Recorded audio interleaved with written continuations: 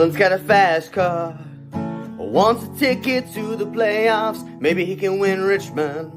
Maybe I say, others they scoff. Name a place he's better. Restarting front row, got nothing to lose. Maybe he'll make it to the bumper and knock Joey on out of the groove.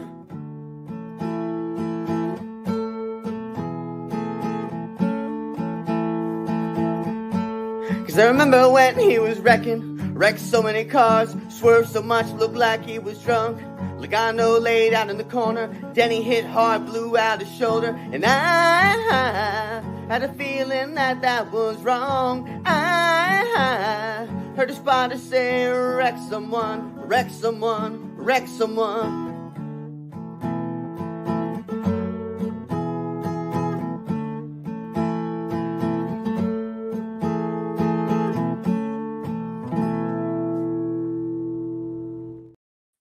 Puke Combs with that cover of Fast Car in his own case. Michael Massie, frontstretch.com.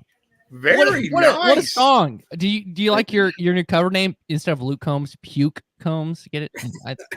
And you think about it, I thought about that just on the spot. And that was also shout out to Adam Cheek. That was his favorite artist, Tracy Chapman, as well, rocking that. Oh, I thought you were going to say Puke Combs was his favorite. Yeah, Puke Combs. Puke Combs might be. Puke Combs might be going on tour soon. Welcome in to Happy Hour, a very, very eventful weekend at Richmond. Three of us were there. One of those men was, of course, at DV Center, now host at Sirius XM. Like, he hosted shows during the break. He gets shout outs from Jeff Gluck. I mean, he truly is. I got to walk the grid with Davey Segal at Richmond, folks. Wow, that's better than walking with Michael Waltrip.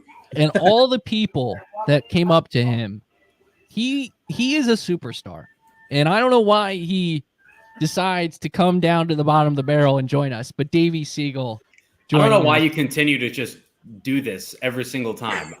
You're not correct. I appreciate it, but you're not correct with a lot of what you're saying. By the way, I was a host before that. I just got to host a live show for the first time, so it was good. Thank you for that. I got to walk pit road with Trey Lyle and Puke Combs. I just didn't know that Puke was there until now. I know, right? So I'm the lucky one. Tonight. Puke Combs. You know what? I'm going to do something for you, Massie. Here we go. There we go. Puke Combs here in. There we go. And joining us, the grumpy old man, Mike Neff, back at to be fair, Davey Segal shows up because he remembers where he came from. And he comes back down here to hang out with us scumby little front stretch folks every now and then because he remembers where his roots were laid. I learned how to become a man when Mike Neff showed me how to down some glizzies at Martinsville Speedway. Ooh. You have not become a man. Now, I had my bar mitzvah when I was 13, but that is what truly sent me into manhood. That's what I am talking about. Caleb, clip that. That's a clip right there. Just down in the glizzies. What do you eat, like 20 in 20 minutes or something like that? It was 40 minutes, which I was a little disappointed at. But to be fair, they were fully loaded.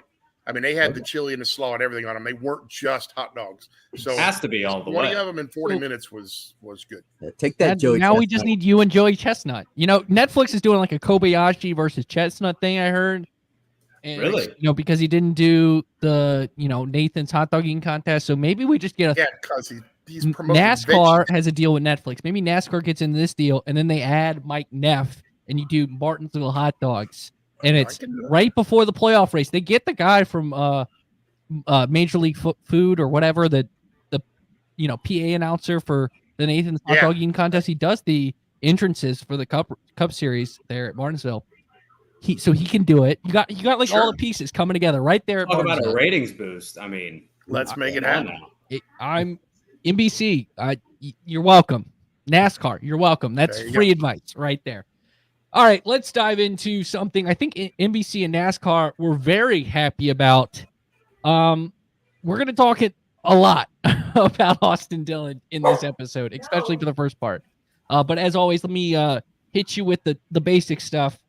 Subscribe to our YouTube channel if you're watching this on YouTube. Like this video. If you're watching on our Facebook page, like our Facebook page. If you're listening on a beautiful smartphone or wherever you get your podcast. Make sure you subscribe, leave us that 5-star review. And as always, sit back, relax, crack open that cold one, or as I am tonight, sip it on my Stanley Cup, and get ready to discuss a very eventful Richmond, which honestly, despite what we're going to talk about and the weird feelings I have, put a big smile on my face because people got to talk about Richmond after this. So Mike Neff, we all know what we're going to talk about first. Absolutely. And to be fair, set up the scene. To be fair, 98% of that race was not action-packed. We had 2 stage cautions. That was the only cautions we had until Ricky Stenhouse forgot how to turn left. But the way it all played out and what we're all here to talk about is the fact that in modern NASCAR, if you win, you're in the playoffs. Because against my prayers and hopes, we have yet to have a year of 17 winners in the regular season. It's going to happen someday. I know it is, but to this point, it's not. So if you win and you're in, Austin Dillon comes into the race 32nd in points. But to quote him post-race, this is the first time he's had a car that was capable of winning a race in over 2 years, and he wanted to take advantage of it. So he's in first place, cruising to a victory, and Ricky Stenhouse runs into Ryan Preece, wrecks them both with 2 laps to go. 1 lap, it wouldn't have mattered, but 2 laps to go. So we take a restart. Amazingly, nobody took the chance to stay out on the premium tire. I thought somebody might roll the dice just to really monkey things up, but nobody did. So everybody comes in, grabs their option tires, which we will get into that later on too. And for whatever reason, Austin Dillon took the inside on restart. Did not launch well. He said earlier in the race he didn't launch well on the option tire. And so Logano got in front of him. And Joey Logano was cruising to the finish. And going into turn 3, I don't know if Joey has one of those fisheye mirrors where objects in the mirror are closer than they appear or further away than they appear. Dillon was about a car and a half to 2 car lengths behind when Joey lifted. He was 0 car lengths and partway under the back of Joey's car when he finally lifted, which sent Joey out of the way. He dove underneath it. Denny Hamlin makes an evasive move to the bottom to try and sneak in to grab the win. To quote Austin Dillon, I caught Denny out of the corner of my eye and I reacted. Denny ends up being right reared into the fence, and Dillon drives on to the victory. There's all sorts of controversy, A, about what Dillon did, and B, about the actions of other people involved, which for me was... Do you want to play like the audio and RC's reaction to it now, Neff? Yeah, do that with listening to Mr. Weaver interviewing RC himself. That one. Yeah, that's after you read. Wait. Come on, Denny. Quick one. It feels so good. I wouldn't listen. Yeah. Maybe he did. He did a pretty good job. That's something. He's in the chest. That's right. It is something. To quote Mr. Weaver, that was one of the most obvious things he said. Can I add more context? Sure. This is the moment where the yelling of wreck him is happening. If I'm right. That is when the R sound of wreck him first comes out of Dillon's spotter's mouth.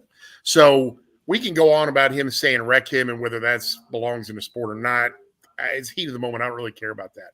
But Dillon did not wreck Hamlin because his spotter said it. Dillon apparently wrecked him because it was a reaction. I initially thought he didn't wreck him. When I saw the overhead shot that they showed the replay of, Dillon was going around Logano and actually moving back up the track. Hamlin's obviously coming up the track because he's exiting the corner. And when contact was made, Dillon was still moving to the right. But as soon as contact was made, he went left, and that's where the hook came in. So the biggest debate or the biggest consternation about this whole thing is not winning you're in. I mean, that's what NASCAR has chosen. Which we'll talk about in a minute. What the real question is do we enforce rules that are already in place? or do we enforce rules based on precedent? Because multiple people have been suspended because of right rearing someone. And without a doubt, Denny Hamlin got right reared by Austin Dillon. So do we suspend him? And then if he's suspended, we can get in a whole debate about whether the win is taken away or whatever. They never take a win away. So I don't think that's going to happen. But we are in a culture where win at all costs. He won at all costs. Now it's in NASCAR's lap. How do we enforce rules? And to react to the front stretch garage comment, which leave your comments throughout the show, we'll react to them. Yes, Elton Swear said during the press conference they would talk about it today, but then they announced it's coming out tomorrow on Wednesday. So as you're watching this live Tuesday night, if you're listening to it on Wednesday, it will come out today. Theoretically, if you're listening on your Apple, Spotify, wherever you get your podcast, but Tuesday night it is not out as of yet. So I think personally, this is a two-part conversation when we come to Austin Dillon's actions in the final lap. I believe that the action towards Joey Logano is nothing. It is nothing that we haven't seen before. True. I think that was his quote-unquote Hail Mary. Like, I'm going to dive in there and I'm going to get as much. I'm not going to make the corner, and 4 is better than 8, or 8 is better than 4. And he moves Joey up the track. The problem I have is the right rearing of Denny Hamlin. Because we have had a precedent. You get suspended for it. However, in this circumstance, a suspension which means probably a playoff waiver means nothing to Austin Dillon. Because he still gets rewarded for it. He jumps 32nd to a 16th in the playoffs. Like, NASCAR is in a box of all boxes that it's never been in, because you have set precedent that right rearing is past the line of demarcation in terms of this is not what we want in this sport. And what we're going to do is allow, if we're going to have right rearing, like, we're not going to allow someone getting right reared. Does that mean they take the win away? I tend to believe they're not going to take the win away, but it comes to a point where, all right, how are you going to officiate this going forward? Because this is what he did to Denny Hamlin specifically, in my opinion, crossed the line and he should have not been rewarded for it in terms of getting a win, jumping from 32nd to 16th in the playoffs. Whether you agree with the format or not, we're going to talk about that itself. But in the context of this format, doing whatever it takes to win, this crossed the line, especially wrecking 2 guys. Because Denny Hamlin brought up a great point. If let's say, even if he gets fined for it, like, imagine you're 3rd in the championship 4 and it's a restart, and 3 other guys in the championship are ahead of you, and your worst going to lose like $1 million. Well, you make that up by winning the championship. You just intentionally wreck the 3 guys in front of you. So NASCAR is very much a box that I don't think they've never really been in when it comes to this. Because, yes, we've seen moves like this. Like, you think of the Hail Melon. That was Ross sort of ranking himself. We've, Ryan Newman's move with Kyle Larson. Walling a guy we've seen before. Like, we've never seen... since this format's been introduced, someone getting right reared for a win. And this is where it's very unique. What do you think, Massie? Well, you have seen someone right rear someone, but not for a win. But you have seen them do it to move on. And I mentioned that to say Kevin Harvick, 2015 Talladega. That's true. And he had no penalty whatsoever. So by that criteria, Austin Dillon shouldn't get anything. I think this was a little more severe than that, because like that was a restart. They were just the speeds were slower. They were just getting up to speed, but a wreck is a wreck. I do wonder if Dillon meant to, because when he starts cutting down, he's still ahead of Hamlin, I believe. And I wonder if he's trying to do like what Larson did to Buescher at Kansas, where Larson chops him like that and messes up Buescher's momentum. And that's why they had the side-by-side finish. But he misjudged it. Hamlin was too far ahead, and that's why he hooked him. That's, if I want to give Dillon the benefit of the doubt, that's what I think might have happened. But hey, we got Australian people. Yeah, that's awesome. Might. But yeah, so I think, I don't know, the Logano thing, I'm with you on that. Like, how is that any different from, I get he went from further back but Logano kind of did the same thing to Truex and to Matt Kenseth. Carl Edwards did that to Kyle Busch at Richmond. It is extreme bump and run, like an extreme bump and run. Yeah, but here's the thing. Remember when the next gen first came out, Martinsville, William Byron's leading, Joey Logano hits him really hard, and it doesn't move the car. So, like, it just shows, like, if Dillon hit him at a reasonable bump and run place, it wouldn't have done anything. He had to hit him that hard to get him to move out of the way. And I think this car, you can't really catch it like you could the old car. So that's my thought on that. And then, I don't know, just the whole last lap, Austin Dillon did everything that he needed to do. I don't fault him whatsoever. I mean, he has to live with the reputation that he gets there. But if he keeps his win, it's fine. Like, I agree with you on that. I forgot to mention that. Denny said that, if he loses, like, it's better that he went for it than not go for it. Because if he doesn't go for it, he finishes second, nothing changes about his season. If he gets suspended, win taken away, whatever, he's back in the same spot he was before. He has nothing to lose. Yeah, he has nothing. This is a NASCAR thing than an Austin Dillon thing. So Austin Dillon did the smart thing by daring NASCAR to do something. He's like, I did this. What are you going to do about it? And, that's the play. That's the right play. So how can you really be mad at the guy for that? I mean, yeah, I hate seeing people wreck other people, but, he did what he had to do. Denny Hamlin said on his podcast that the difference between 32nd and 16th is roughly $2 million. What would you do for $2 million? I'd do more than that for $2 million. I'd punch Pew Combs. Yeah, what do you think about it, Davey? I got a lot of thoughts. There's a lot of different layers to this, obviously, and I feel like we've peeled a lot of them, if not all of them, back over the course of the last few days on Sirius. But I don't know whether or not the argument that I usually use for cases like this, which is don't hate the player, hate the game, I don't know if that holds water here in this instance, because I agree with whether it's Denny, Joey, some other people. I think Larry Mack said it as well on our show. Austin Dillon chose to do what he did. The format didn't make him do it. The format put him in a position to make a choice. And that choice was, do I drive it in 3, 4, 5 car lengths too deep? Not just bump him out of the way, probably spin him out of the way, and hopefully go on to a win?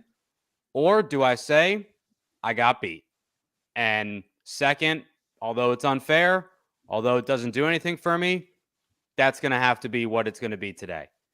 And Austin Dillon made a choice, one that ultimately wound up with him vaulting up 16 spots in the postseason, one that made him, the talk of the town for this week and weeks forward. He made the choice to go for it. And as I try to plug my computer in as I'm talking because it's about to die, I will continue my thought by plugging it in. And yes, there we go. Back to you anyways. Okay. I was saying, yes, the choice that he made. Sorry, that was great. That was great. Happy hour clip podcast. That, Caleb. Caleb, clip that too. Please don't. So my point is, he made Davey's a choice. Best moments episode. Just no, it will not be. Point is, he made a choice. I usually say he's been, driver's been put in a box. Don't hate the player, hate the game. I think it can be both in this specific circumstance. Now, I will also say this, and everybody can weigh in when they want to, but for now, just give me a show of hands. You three fine gentlemen here. Raise your hand if you think what Austin did to the 22 is okay? Okay. Yes. I'm like, it's like it's right on the line. To me, the limit. Okay, so that's another thing. It's to the limit of like, I wouldn't have liked it, but no, NASCAR shouldn't take the win away. Like the NASCAR taking the win away conversation comes in with Denny Hamlin. I think at this, and I don't know what they're going to do. Nobody knows what they're going to do. But I think at this point, when the penalties come out, hopefully on Wednesday, I don't think you can take a win away 3 days after it happened. Now, they could. It's unprecedented. You know, I don't think that that's impossible. I could see, and I think that, you know, nobody asked, but I'll tell you anyway, if it was up to me, what I think would send a message, surely. But, you know, NASCAR could kind of stand on something that they don't want to take wins away.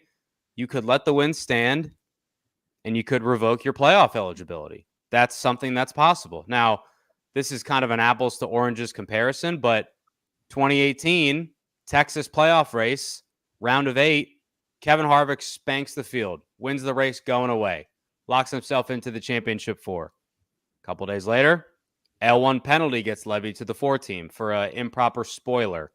They get points, they get suspensions for the crew chief and the car chief, and their championship 4 eligibility was revoked. Now, again, that is a totally different circumstance because that is technical rules versus sporting code that happened on the racetrack. I don't know what NASCAR is going to do to Austin specifically. I don't know if they're going to penalize him solely based on what he did to Joey, solely based on what he did to Denny, if it's a combo platter. But I left Richmond with a bit of a sour taste in my mouth because Austin Dillon, by the letter of the law, in some people's eyes, won the race fair and square. But as Denny Hamlin pointed out on his podcast, Trey, by the letter of the law, which was not enforced on Sunday night and can and will be enforced at NASCAR's leisure because that's the way it's written, he did not win fair and square, and he should not have won the race, period.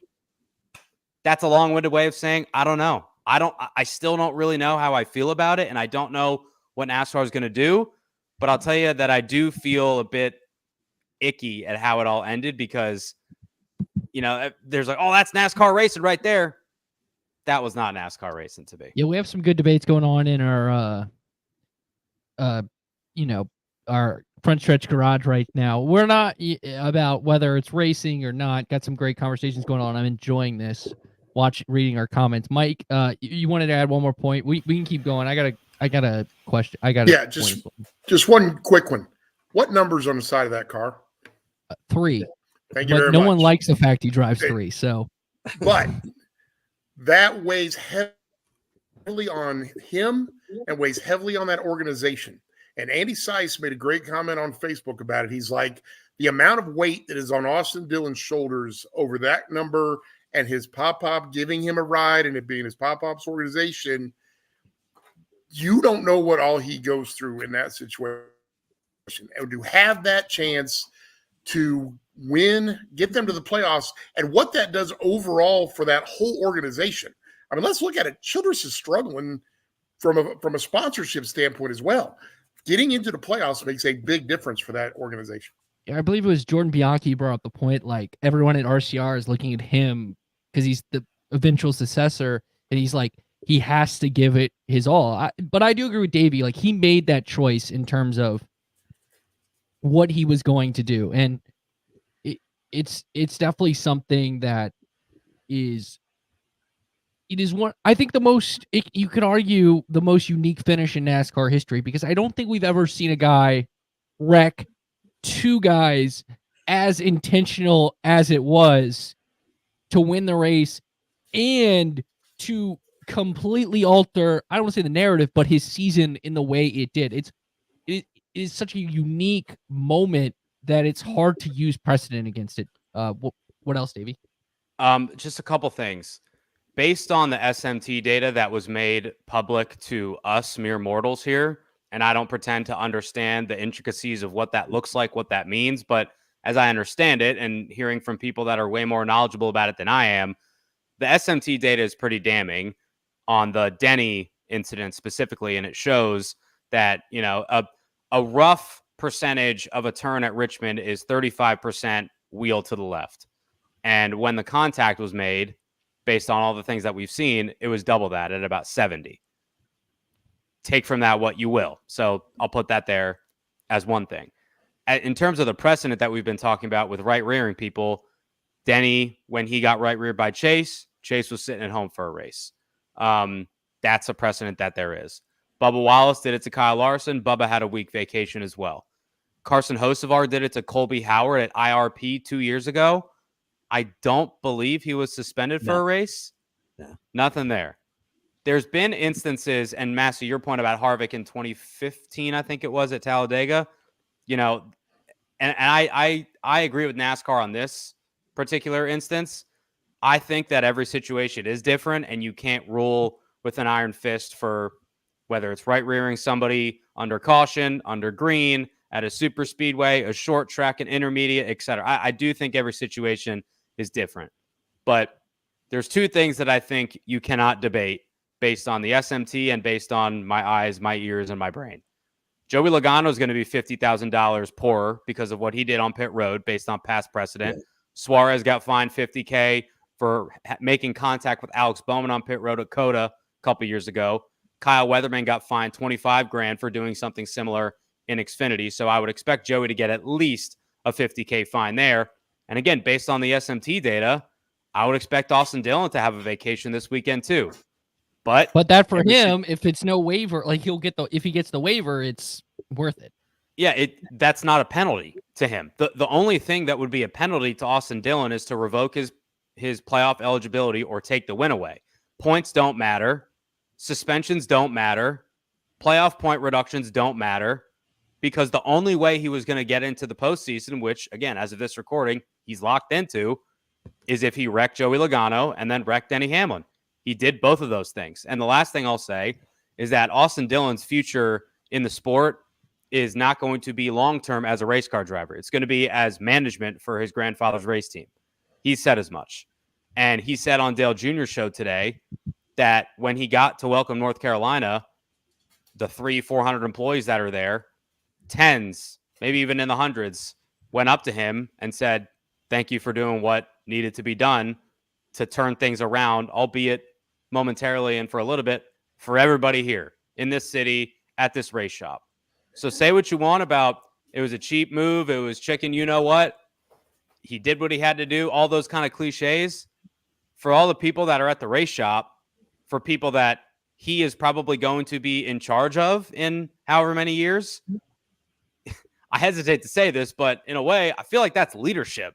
Not just talking the talk, but being about it and walking the walk. So I guess in that way, in a roundabout way, I kind of commend him for, you know, kind of being a leader of the team in that respect. But I don't know.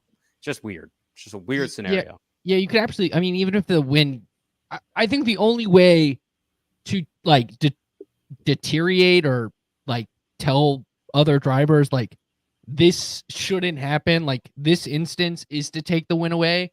Because if you're basically Chase Briscoe on down these next 3 races, even if he gets suspended, like it's going to encourage you to be like, all right, I literally should do whatever if I have to win, like legitimately whatever. And that is my one fear about it. All right. We I knew we were going to talk a lot about this. We have now officially spent half the hour of happy hour talking about this, but good news, we're still going to sort of talk about this. Davey, I think this brings into question definitely the big picture aspects of, in my opinion, what generated or forced this kind of moment, and that was the format itself. Yep. You said it pretty well there, Trey. Fellas, I don't know, because usually I'm of the don't hate the player, hate the game moniker. And at first glance and, you know, instantly I thought the same way, but upon further review and reflection and getting everybody's takes from those that were involved and all that stuff, I don't know if I feel the same way. But Puke Combs, Michael Massie, how do you feel? I mean, do you think that the format is the main factor here. If you want to use the word to blame, you can use that. I mean, Austin Dillon made a choice, sure, but was that choice in a way made for him because of the format? I'm not trying to lead you. I'm just asking the question. What do you think? No, I 100% think that's, if it's a deal where it was, before this current playoffs where it was based on points, he probably just takes the second place, right? Like, it's a good points day. You go away with a good points day. I think that the combination of, 75 years in NASCAR, I don't think we've ever seen a finish like that. I mean, maybe we had something back in the 50s, but nobody. Neff was alive then. Yeah, Neff, did we have something like this? 76 Daytona 500 was kind of that sort of. And it was definitely 500 miles, that race now. It was? The Daytona 500 was 500 miles? No way. But yeah, so I think now we've got this system of winning your end on top of overtime. I think each on their own, I think are fine, but I think the two combined is just the invitation for chaos, the invitation for somebody back in fifth to just launch it in there. Like I think about that Indy road course race a couple years ago where Joey Logano was just sending it in there from 20 cars back to wreck the whole field just because it's overtime. And you can do that, and winning's everything.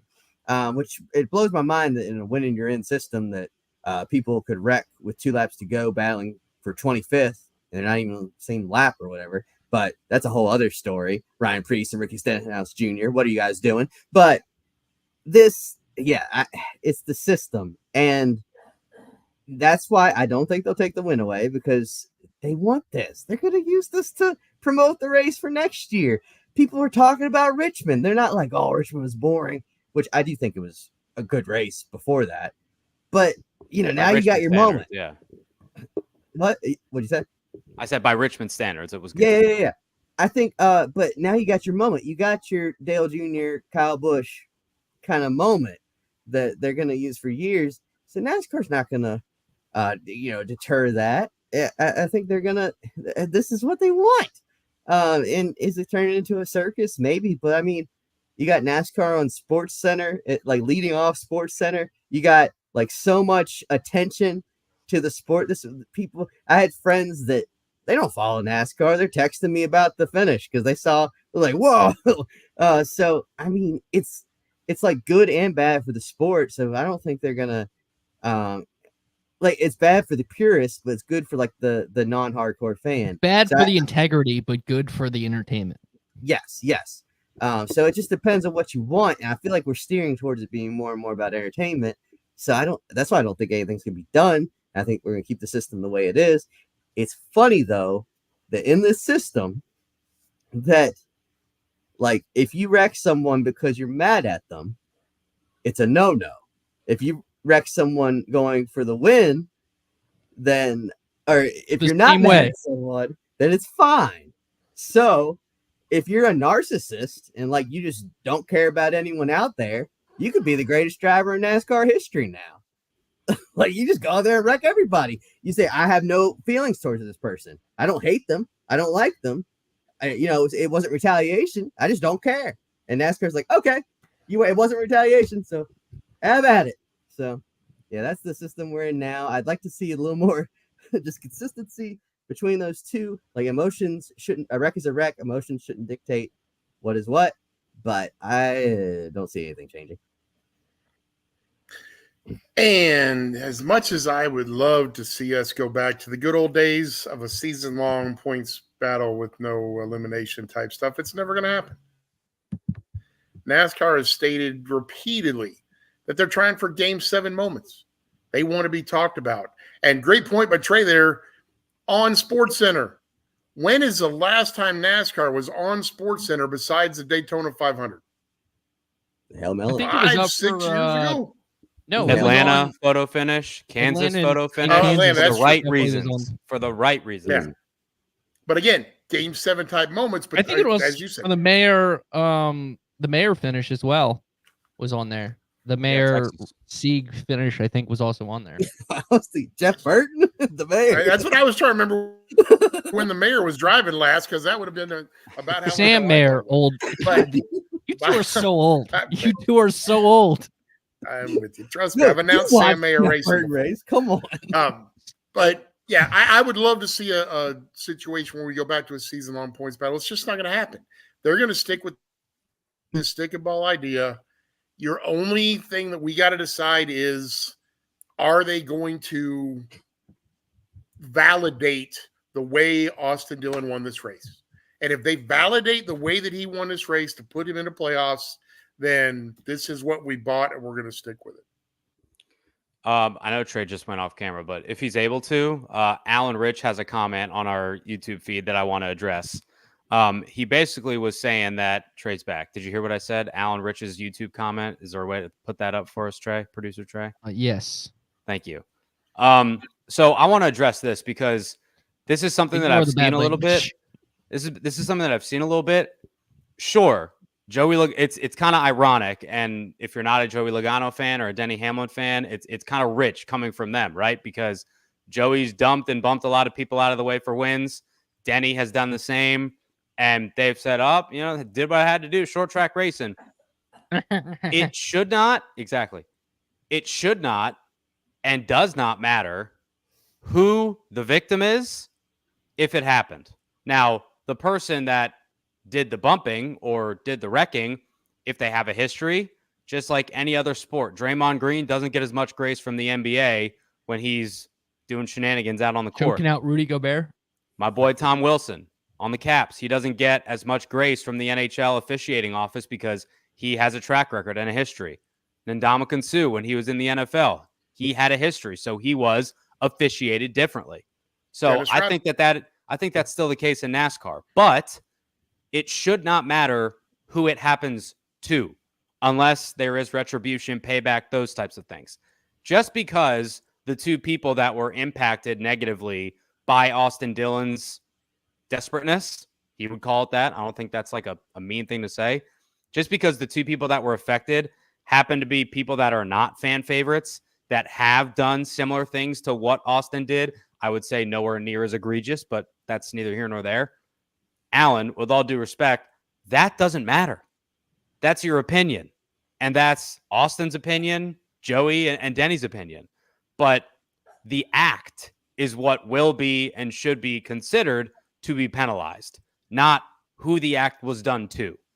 The person committing the act, that matters. The person that was on the receiving end, unless there was retribution or revenge, should not matter in this scenario, in my opinion. Because if you start to police that, then you're getting into the weeds. You're opening up a Pandora's box, all those cliches. You need to police, in my opinion, the rule as it's written. And in this case, if there is no specific rule that's written, I think this is a good time to attempt to draw a proverbial line in the sand, which I know is really tough and it's difficult. But I think that's the time to do it. It's not because, oh, well, Denny's done it before, so he deserved it, or Joey's done it before, he deserved it. That, to me, Massie, does not and should not matter. Yeah. Go ahead, Massie.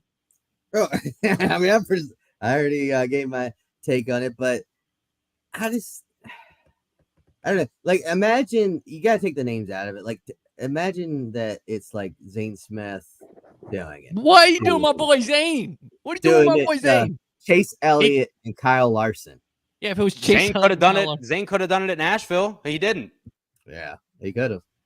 Hey, where is he at in points now? He's not in the playoffs. We'll get to the draft in a second. It was a choice. It's tightening up, which, depending on a ruling by NASCAR, could alter things. But I'll say this about the format itself, and I said this I either to you, Massie, or to John Newby on pit lane Sunday night. This was the Game 7 moment. Like, this is the format to give you a game, like the Hail Mary. I mean, I thought the most iconic game-winning moment of the weekend was going to be the Steph Curry 3 against France in the Olympics, but it was, shout out to, that was awesome. Shout out to NASCAR Media for having that in the media center so we could watch it. But it was definitely something in which I think it crossed the line. And you listen to Elton Sawyer, he's like, he got up to the line, which sitting there at that press conference, which was more of a media huddle around him, he, as a racer, seemed to not like it. But I think NASCAR did not want to make an assumption in that moment, because it is a lot easier for them to go back and look at data and everything. And, they kind of get best of both worlds if they take it away. They still get the moment, they get the viral sensation of it on Sunday night, and then they can adjudicate it the right way. And it still kind of could have the effect. And that's if they take the win away. But absolutely, the format caused this. And for people out there, it's like we'd get a boring season. Well, between first and sixth in the points, it is 78 points that separate first and sixth in the points. Just put in perspective. Pretty good. That's pretty good. Pretty good parity at the top. And I know Kyle Larson missed a race, but still. This is just something that this format has bred. It's going to continue to breed, and it's going to cross a line at some point. And did it cross the line on Sunday? My opinion is yes, but we'll find out when this penalty report comes out. And to see reaction on that, you can listen to Sirius XM. You can also listen to Bringing the Heat with Brian Nolan, which also will have Michael Massie on it this week as well. All right. We're going to have one more topic for you here. Did you know there was option tires and different tire combinations at Richmond? And rain tires. Well, not rain tire. They did have rain tires, but they didn't. They were there. They didn't use them, but they had them. Well, yes, they had the option to use the rain tires. True. But Except they didn't, because it didn't rain. But anyways. Exactly. But there was two options, the prime and the option. I just always said throughout the race, if you followed me at Trey Lyle VT, yellow or red, it was to me way simpler than saying option and prime. Amen. But ultimately, that's what happened in this race, and you saw success in it. I think Daniel Suarez and Michael McDowell, two big winners of it because of what they did in that second stage. And you saw ultimately the yellow tire work out relatively okay, but it was that option tire that really, I think, energized a lot of drivers. Talking to them after practice and talking to them post-race, big moment was about Austin Dillon. But then you would get to, hey, what did you think about the tire? And, Tyler Reddick said it should be the permanent tire. Daniel Suarez said they should keep both options. But I want to get your thoughts, guys. Watching the race, what did you think of the tire? What did you think of the options they had? And did you think this is something that, whether it's going with two options at a short track or a road course, or just going to that softer red/option tire that we saw, that most drivers said that's what they want to go to as their short track tire? Davey, you want to go first on this one? I'd love to. I'm so glad you asked. I loved it. Because you're so it worked. Thank you. Handsome. I'm not. My slurring is coming back. I mean, it is happy hour, so do your thing. It worked.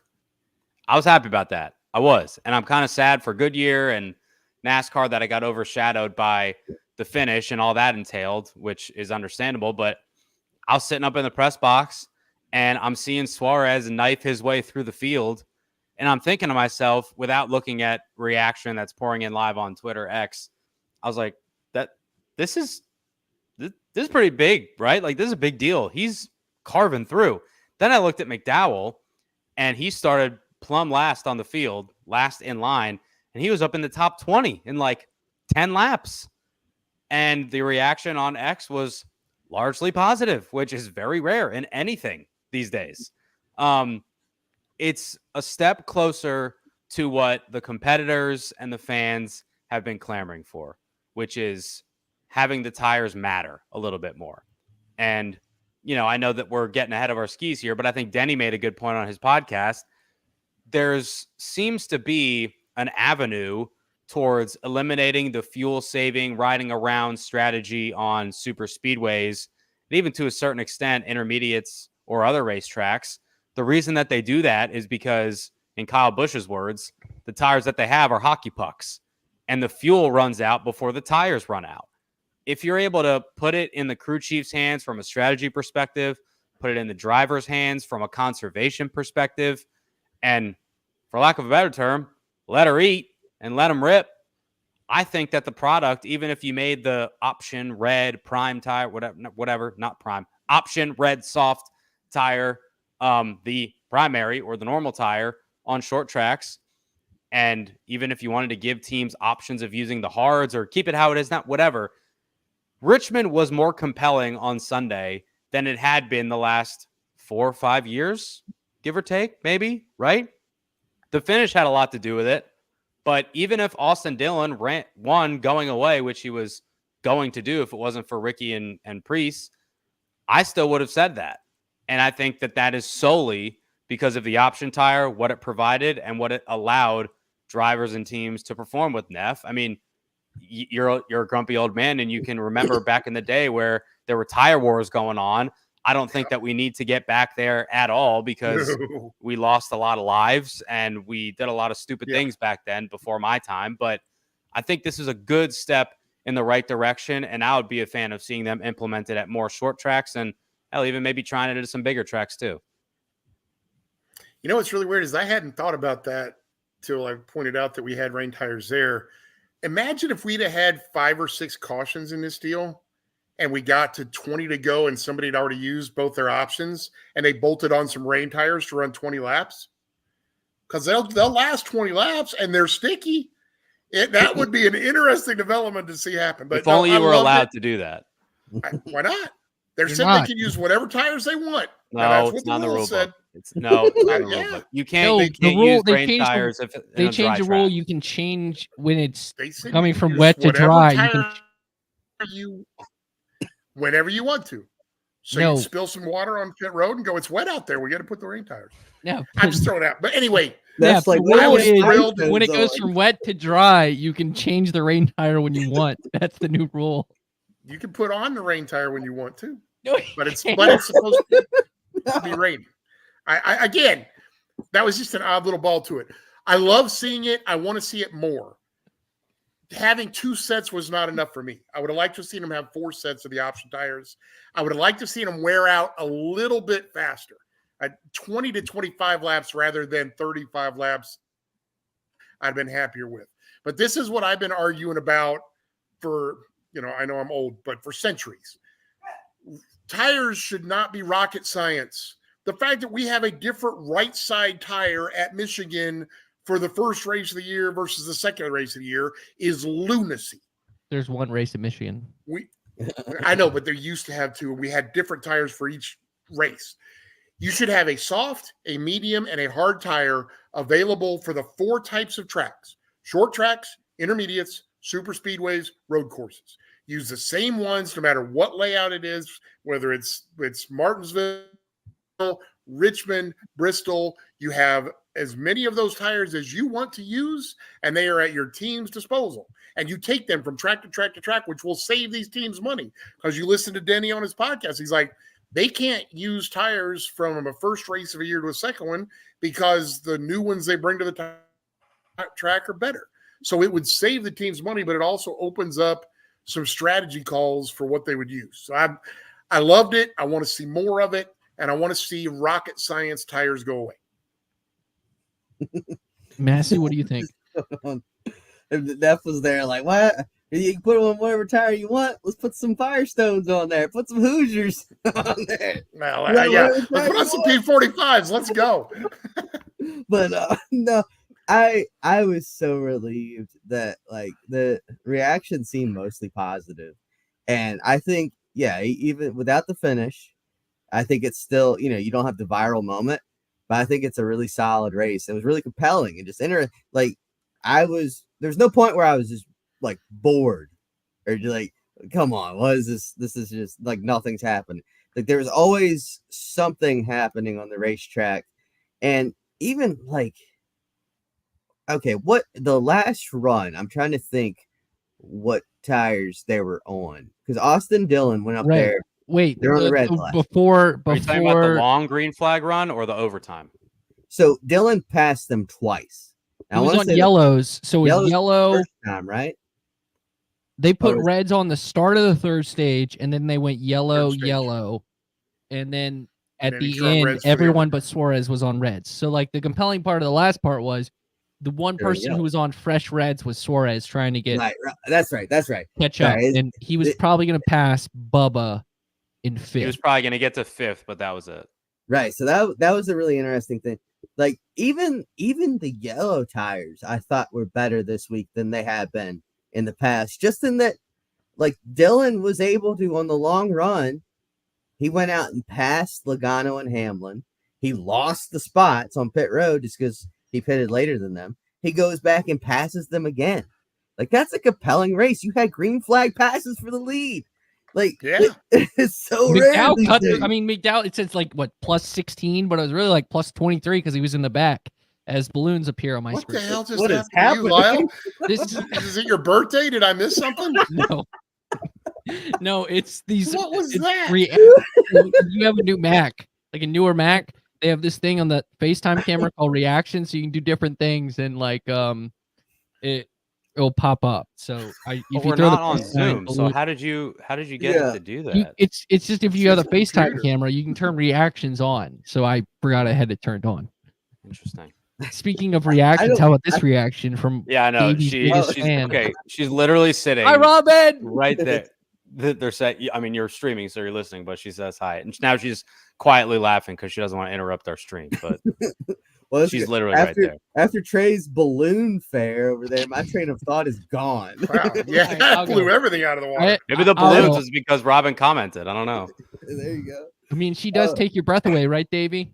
Oh, yeah. Wow. I mean, that storm's Hang coming. on, I got to get my feet off. That's why you put a ring on it. I did. So, but bringing it back in, the tires, I was so happy that it was a success. And just Richmond needed that. Richmond needed a better race than we've seen in the past couple of years. You know, it's the rumor going around, and I feel like it's a little more than a rumor. A whole lot of smoke there is that there's only going to be one race next year. So, you know, seeing a compelling race even before that finish, maybe it'll bump up viewers and attendance for next year. So I was happy, you know, given that's the home track, that does make me happy. And I think that it was such a success that we got to do it. We got to do it the rest of the year. Yeah, road courses and short tracks, at least, you know, we got to try Martinsville, Phoenix, Watkins Glen, the Roval, because those races need something else. And, you know, the other series, IndyCar, F1, they already do it at road courses. So I don't see any problem at all with doing option tires there. Even if you just do the red tire, I think. Yeah. And that's the thing is, like, even if they go option, you know, 2 options again in the future, I'll be happy with that. If they go just red, I'll be happy with that. It's just something needed to change because these tires were hockey pucks. And I'm finally glad that I've been hard on Goodyear this year. And just this year? Yeah, just this year. And tires. And I was as hard on Goodyear as the tires are. And I'm really happy with them that they made progress. And Neff, you know, you said you wanted to see more, you know, them wear a little faster. And I think that, you know, this was the first step. They can. I trust me. The fact that it was a step forward from North Wilkesboro. I mean, let's face it. At North Wilkesboro, they didn't wear near enough. So that might have been more of the track than the tire. Right, the track was newly paved. Because you had fresh pavement, and here you have used pavement. And I mean, I was happy that they wore. I just would have liked to have seen the fall off come around 20 to 25 rather than 35 to 40. But Denny brought up a good point in Action Detrimental, which we're shouting out Denny throughout this entire podcast. I was going to say, are we part of Dirty Mo? I mean, Kevin Harvick has the same name as this podcast as well. So, but as long as it's less than the fuel run, you're going to get the desired kind of context of what you want. And if you look at it, that green flag run, which was like end of stage 2, you had some drivers trying to recover on reds, like Kyle Busch trying to make his lap back on red. Same thing with Ty Gibbs. Well, they got it, but they used him up too much. And Suarez, who was on yellows and leading, was able to track them back down and then put them a lap down before the stage end. Like, you're going to get that with those red tires. We saw it at Bristol. I think if they go solo red tire, I think it's going to be a good race. I think you're going to have the design, because it's going to be 30 to 35 laps. And if that's where they want to be, I tend to be okay with it. If you want to do more, do more. But maybe you add an extra set of reds and you do, like, what was it, 4 and 3 instead of 5 and 2 or whatever it was. And I think that would be something I would be very intrigued by. So any last points on this before we go to a very controversial moment in the front stretch draft? I hate I wasn't part of this draft. This really bothers me. Blame Brian Nolan. All right. I want to see what these pictures that y'all are discussing. We'll get to those in a second. All right. So this is a pending NASCAR penalty report. As mentioned last time, Michael Massie and I have pretty much gained off the field, and he currently only holds a 2-point lead over me. Now, if Austin Dillon gets the win taken away, Trey Lyle gets the second and third place finisher, move to first and second place, which would mean he would take the lead. So the NASCAR penalty report could change our point system. I think Austin Dillon to keep the win now. Let him keep that win. I am sitting at. We re-record now. Massie wants to change his opinions. 29.87. Massie's sitting at 29.89. Good news for Tom is he is pulling back away from Brian at 28.14, and of course, womp womp, Brian at 27.47. Honestly, Truex is the only one that did bad this week for us, and that was Tom's pick, and he finished dead last. The bad part is the guy, one of my guys, was leading on the backstretch and just got wiped out and didn't get a top 5 out of it. Yeah, my guy got right rear. What's your point? We still got second. And then Hendrick didn't even show up to Richmond. Like, they forgot that is getting glossed over again. Understandably, I was surprised at that. I thought Byron would give him a run, and he was. That is a problem for that group. Well, ladies and gentlemen, let's end it with good old Pew Combs. No, that is beautiful. Just wait, is that Photoshop? Just let that wash it. Hell no, that's not Photoshop. No, that's puke. That's how you prepared for this. This is what's going to happen. So Martinsville weekend, Puke Combs comes out. Backstretch campground. Boom. And then all of a sudden, you hear dun dun dun dun dun dun dun dun. Mike Neff and his hot dogs. There we are. Come on out. Talking about. Look at those glizzies ready to be gobbled. So we got to give credit to this man right here. Caleb did a good job. Caleb. Way to go, Caleb. In his dungeon. How's that Long John Silver's treating At his Caleb? Long John Silver's, getting it done. I had pizza rolls tonight. Oh, I didn't know they served those. Yeah, I have to go to Long John Silver if they serve pizza rolls. It's just the most random thing. I hop on. It's like, Caleb, where are you? Oh, I'm at Long John Silver's on the highway. I will say do hamburgers. Everybody does hamburgers now. All right. So can you throw that picture up there again of Puke Combs? My thighs are not his wallpaper. My thighs are not that wide. Are you sure? I'm not that wide of a human. Have you looked in a full length mirror lately? I will say, when I saw you this weekend, Massie, and I saw that the mullet was gone, I was like very shook. Very shook. Yeah, that's highly disconcerting. You look great all the time, but I was just very surprised to see that. I had to go. It was just too hot out here. Too much maintenance. It'll be back. It'll be back before you know it. I have no doubts. What a way to end this podcast. So beautiful. Grumpy old man Mike Neff at MNeff Short Track. Are you writing this week? Yes. No.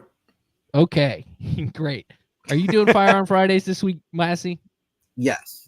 I all right. So. Massie, remember when we used to do Fire on Fridays together? Yeah. Good times. Those are the days, man. Those were. I remember when I used to do the podcast with you, Segal. I remember it too. Remember it fondly. Davey has his own podcast as well. I forgot. I've never promoted that on this. I don't get invited to that he's XM now. I don't get Well, invited to that. he gets actual like this is our group, and like Davey's the highest level celebrity we get. He gets like actual celebrities and actual racing personalities on his stuff. Yeah, like Robin, who was on 2 weeks ago. I think he's had like presidents on there. And... I mean, hey, David Wilson's retiring. We can shout out as many Hokie graduates because they're the best type of people in the world. Right. So, but you got a podcast this week and Sirius. You want to plug that? Sure. Victory Lane Podcast. Subscribe wherever you get your podcast. Don't know who we're going to have on this week because it's been a busy week for a lot of people, but we will have someone on from the world of motorsports and NASCAR, and obviously Sirius XM Channel 90 is a place to be. And yes, shout out to Racing with Robin. She was phenomenal 2 weeks ago. I encourage you guys to go listen to it. And yes, I've started to pay attention to politics a little bit because that's important to her. And she has started to pay a lot of attention to racing because that's important to me. And she was at the race on Sunday, so she saw a good finish. Interesting finish. She definitely did as well. All right. As always, please make sure you like this video if you are watching on our YouTube page or our Facebook page. Subscribe to our YouTube channel, like our Facebook page, follow us at MNeff Short Track, at M_Massie22, at Davey Center, at Trey Lyle VT. Next up in the podcast feed, so if you're listening to our podcast feed, subscribe to wherever you get your podcast. Leave us that 5-star review. Please leave us this 5-star review. And you know what? Do what Davey did. Share it with a new fan like Robin, and we'll grow the community as well. So do that. Coming up next on the podcast feed, bringing the heat with Brian Nolan. He's finally got off the lawnmower and is coming back to his podcast. So he will be back with Michael Massie, full reaction to the pending penalty report in NASCAR. If it comes out on Wednesday. We got my interview with Connor Hall on there as well. I was getting plus Massie's interview with Connor Hall. All coming up next in the podcast feed. All right. Thanks so much for listening tonight. We made it a tight hour and 2 minutes, so close enough. Thank you for listening to Happy Hour.